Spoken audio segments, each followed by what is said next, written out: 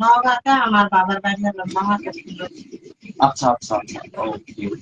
তো আন্টি মানে আপনি যে প্রত্যেকদিন যে দুপুর বেলা যে বের হন আপনার ছোট বাচ্চাটাকে নিয়ে, আপনি মানে কয়টার থেকে কালেকশনটা শুরু করেন আর সকাল? 10টা বাজে উঠি ঘুমাতে। 10টা বাজে ঘুমাতে কোনো খাত দিই হুম, বাচ্চাটা নিয়ে বাইরে। আচ্ছা। তো আম, ঘরে যে একটা খাওয়ান থাকে আমার মেয়ে থাকে, মেয়ে খায়। আর আমি বাইরে গেলে চায় খাইতে পারি না। তো রান্না বান্না কে করে? এই ছোট বাবুটা রান্না বান্না করে? না, আমার মেয়ে আছে, মেয়ে রান্না করে। আচ্ছা, তো আপনার মানে ছেলে মেয়েদের একটু বিবরণ দেবেন যে মানে আমার কয় ছেলে মেয়ে, কি কি করে, ছেলে ছোট, 8-9 বছর, আর কোথায় থাকে? দেশে থাকে। আর আমার মেয়ে, বড় মেয়ে 11 বছরে বিয়ে দিয়েছে। মেয়ের স্বামী সংসার থাকে। মেয়ের স্বামী আবার রান্না নেশা পান করে। মেয়ে আমার বাড়িতে। আচ্ছা, আপনার সাথে আপনার বড় মেয়ে যে একটু সমস্যার কারণে যে এখানে চলে আসে, এখানে কয়দিন ধরে আছে? মেয়ে আছে 1 মাস। 1 মাস। তো আপনি তো এমনিতেই আপনার অবস্থা খারাপ, তারপরে আবার যা ছিল তাই, ঠিক অবস্থা এখন, মানে কষ্টের জীবন কষ্ট করতে যায়। সেটাই। এখানে যে সব মানুষ যে ভালো থাকে বা সকল, আপনারা চিন্তা করলে হবে এটা আপনাদের বলছে, কারণ অন্তত ওনারা কি বলবো, আজকে আপনি কালেকশন করে কতটা আপনার ইয়েটা তখন আমি দেখলাম 150 টাকা বলছিলাম, 170 টাকা। দেখি, মানে এই যে দর্শক মন্ডলী, এই যে সে 2 টাকা 5 টাকা এই সে থলি আজকে ওনার কালেকশন, উনি 150 টাকা, মানে হয়তো এটা কারো এক এক 170 টাকা আছে। ও 100 170 টাকা আছে, যাই হোক 20 টাকা বেশি। হয়তো এটা কারো হইতে পারে যে 10 মিনিটের চায়ের দোকানের বিল, বন্ধু বান্ধবদের সাথে বসলো, চা খাইলো, তার বিল। আর কারো কারো কাছে এটা 2 দিনের বাজার।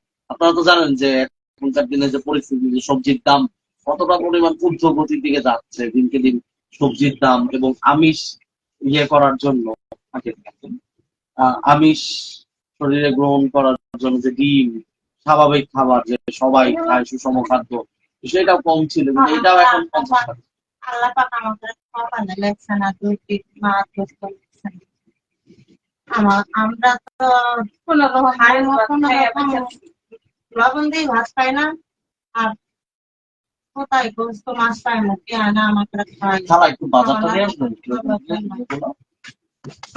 যা খায় আল্লাহ পাক যা খাওয়াই দেন আল্লাহ। তো হয়েছে। দর্শক মন্ডলী, একটু ক্লোজ করো।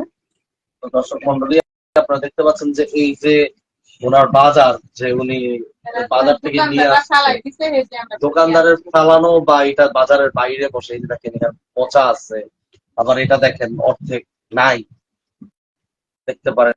আবার এটা দেখেন যে নরম, এটা অতটা ইয়ে না, আবার এটা মাথা কাটা, আবার এটা দেখেন কত নরম। এইগুলা খেয়ে ওনারা বাঁচতেছে, কারণ এগুলা ছাড়া তো বিকল্প তো কোনো রাস্তা নাই, বিকল্প তো কোনো রাস্তা নাই, কারণ খায়া তো বাঁচতে হবে। কারণ যখন এই ছোট বাচ্চাটা জিজ্ঞাসা করবে যে আম্মু আমি ভাত খাবো, তখন ওনার কান্না ছাড়া আর কি বা আছে করার? ওনার তো কেউ নেই, ওনার ক্যান্সারে আক্রান্ত। বাবা মারা গেছে 2 বছর আগে, মা মারা গেছে 12 বছর, 12 13 বছর। তো মানে আমি তো আপনাকে ফ্রিলি জিজ্ঞাসা করি যে আপনার মানে মা বাবার কাছে থেকে কি কোন ধরনের বিষয় সম্পত্তি বা কিছু আপনারা পান না? আমরা অনেক গরিব। ও, আমার বাবা মা খালি ঘর খানা আছে, 10 বছর হয় না। আপনার ভাই?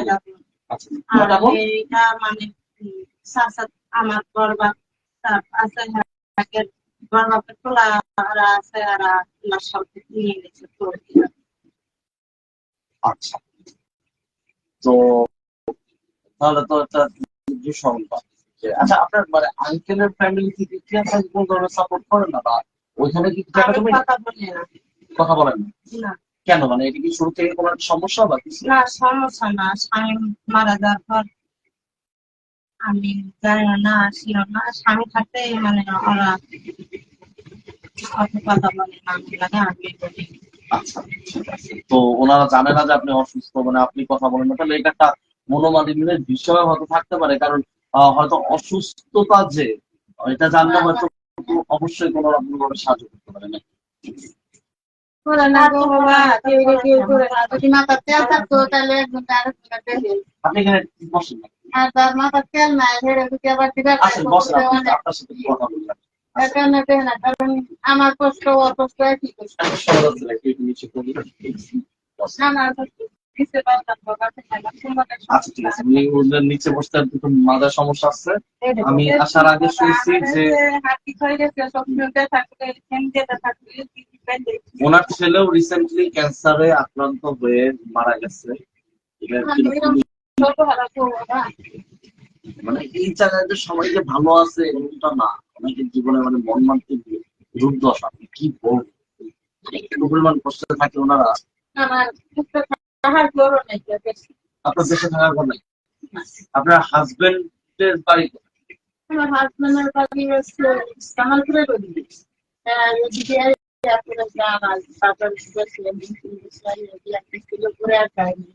বাবা মা নাই, কিছু নাই। তাহলে ওখানে মানে আপনার হাজবেন্ডের উপর কিছু সম্পত্তি নাই, কিচ্ছুই নেই। কিচ্ছু নেই। তাহলে আপনি আপনি বাঁচতেছেন কাকে নিয়ে? আপনার ইনকাম সোর্স কোথায়? আপনাকে কে টাকা দিচ্ছে?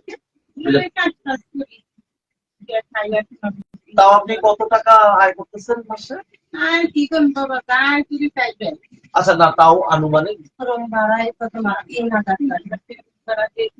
আর তাও আপনি কত 10,000 টাকার নিচে পান নাকি 10,000 টাকার উপরে যায়? না 10,000 টাকা নিচে টাকা জমা থাকে না।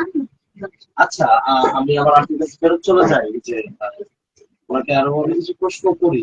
আপনি কালেকশন করে আপনার হাইয়েস্ট কত টাকা টপ সবচেয়ে বেশি কত টাকা? না আমার টাকা পাইলে আমার থাকে না, তিনটা সংসার না তাও নিয়ে সংসার খাওয়া তাও কত টাকার মতো উঠে? 500 টাকা পেয়েছেন? মানে 500 টাকা পাইছিলাম 400 কালকে 400 টাকা পেয়েছেন। আচ্ছা, তো যদি ধরা টাকা যায়, রুম ভাড়া 3,000। আচ্ছা যদি ধরা যায় যে আপনি মনে করেন মাসে 30 দিনই কালেকশন করছেন, তো আপনার মানে মাসে কত টাকা আসতে পারে টোটাল? মাসে 7,000 টাকা? না আমাকে জাস্ট 400 টাকা করে হলো, মনে করো 6,000 12,000। 12,000 টাকা আসছে। তো এই বাসা ভাড়া কত বললেন একটু? বাসা ভাড়া 3,000। আর ডেইলি তোমার সংসারে খরচ আছে, 1 কেজি চাউলের দাম তোমার ওটা তো পরে 70 টাকা। পরে আসতেছি। 4,000 টাকা রুম ভাড়া না 3,000 বলছেন? 3,000। 3,000 টাকা এই রুম ভাড়া। মানে ফ্যাসিলিটি খালি একটা ফ্যান আছে, একটা লাইট আছে, 2টা সুইচ আছে, আর পানির বিল গ্যাস বিল কি আলাদা নাকি সব মিলাই 3,000 টাকা? আচ্ছা ঠিক আছে। তো আপনার মাসে ওষুধের পিছে কত টাকা যায়? আমার ওষুধের পিছনেই যায় 8,000 টাকা, একটা 8,000 টাকা যায়। তাইলে তো আপনার যে 8,000 টাকা যদি ওষুধের পিছনে যায়, 3,000 টাকা যায় রুম ভাড়া, তাহলে আপনার 13,000 টাকা আসতেছে। তো আপনি খাচ্ছেন কি কোনটা? আমার টাকা। আমি খাবার এটা চাইলে খাই, হোস্টেলে ভাত চাই খাই। আচ্ছা, মানে আপনি কি কালেকশনের সাথে সাথে দেখলাম যে আপনার একটা বিশাল বড় বস্তা আছে, ওটাতে কি চাল? হ্যাঁ, চাল আজকে তুলেছি, আমি কোনোদিন চাউল তুলি না, আজকে চাউল তুলেছি। দেখেন দর্শক মণ্ডলী যে কি একটা অবস্থা, যে হাত পায়ে এক মুষ্টি চাল করেও নিয়ে নিচ্ছে, যে মানে সবাই যে ভালো আছে এই পুরাণ তেমন না। মানে খুবই। তো আপনি পুরাইলে কত বছর আছেন বলুন? 8 বছর। 8 বছর। 8 বছর। তো আগে আগে করতেন দোকানদারি ইয়েতে হ্যাঁ, পূজার দোকান মাঠে? ছিল ভাই, আমার দোকান ছিল। এই দোকানের বয়স আমার 5 বছর হবো। আমার হলো দোকান আমি বাদ দিছি, 5 বছর আছে। আমার অসুখ আছে অল্প দিনে। আমার অসুখের আগে আমি হলো। আচ্ছা, আপনি যেহেতু ক্যান্সারের পেশেন্ট এখন রানিং চলতেছে, আর আপনার হাজবেন্ড হচ্ছে ক্যান্সারের এটা তো পরে আমার জরায়ু টিউমার হয়েছিল, এটা অপারেশন করেছি রাজশাহী। ও আবার জরায়ু টিউমারও হয়েছে আপনার? এটা গোটা শরীর। আচ্ছা, জরায়ু টিউমার রাজশাহী কাটিছি। ওটা মনে হয় ভালোভাবে হয় না। ওটা ভালোভাবে করছিলেন নাকি? আমি রাজশাহী করেছি এটা, ডাইনি ডাক্তারের করেছি। কি নাম জানি, মহাদেবপুর ঘোষের এনে, মহাদেবপুর ঘোষ। তো দর্শক মন্ডলী আপনারা যদি এটা